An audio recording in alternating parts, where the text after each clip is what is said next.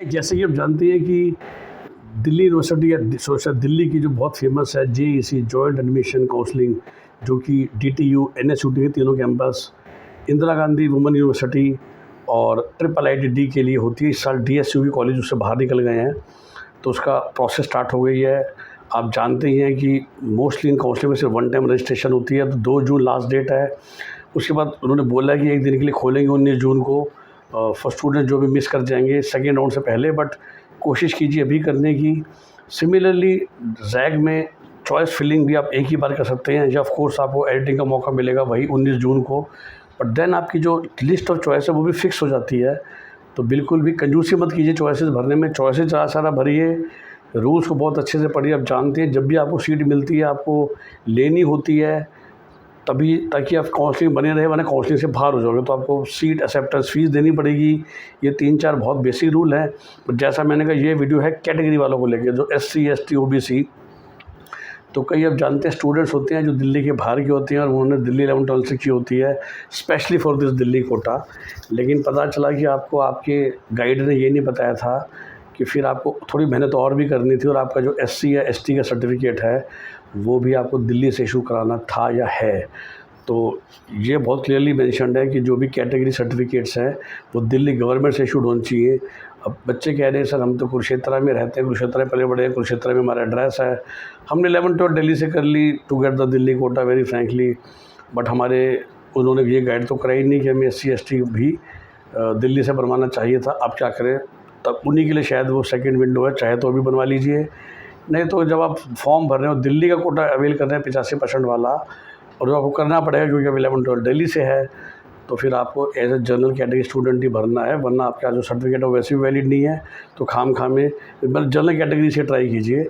OBC में भी वो कहते ही हैं कि गवर्नमेंट और दिल्ली का होना चाहिए, और SC ST का पुराना सर्टिफिकेट भी चलता है, लेकिन OBC का होना चाहिए 1 अप्रैल 2025 के बाद का, या हम कह दें 31 मार्च 2025 के बाद का।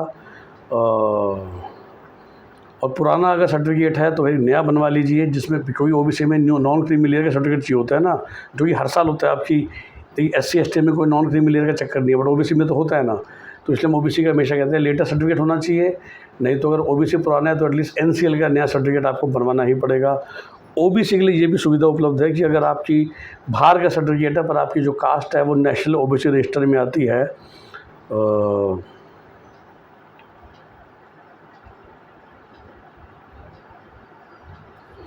तो वही उन्होंने मेंशन किया है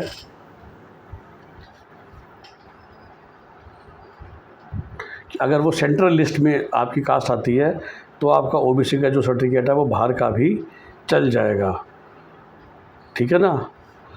तो लेकिन SC ST में तो दिल्ली का ही होना चाहिए, अगर दिल्ली का कोटा चाहिए तो, क्योंकि OBC तो नेशनल OBCs होते हैं, और SC ST में कहा गया है कि it has to be given by the Delhi government. तो इस बात का आपको ध्यान रखना है।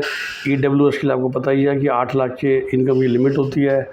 तो बाकी बहुत सारी चीज़ें आई थिंक वो जो आप जैग के ब्रोशर को पढ़ के समझ सकते हैं।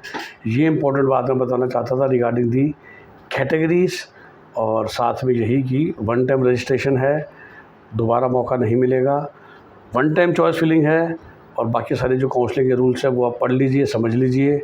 हमारी पेड काउंसलिंग सर्विसेज लेना चाहते हैं फॉर BTech काउंसलिंग, चाहे वो आने वाला जोसा हो, चाहे वो DU जैक हो, जो भी अक्सर बच्चे DU जैक वाले हैं वो IPO की काउंसलिंग ज़रूर करेंगे।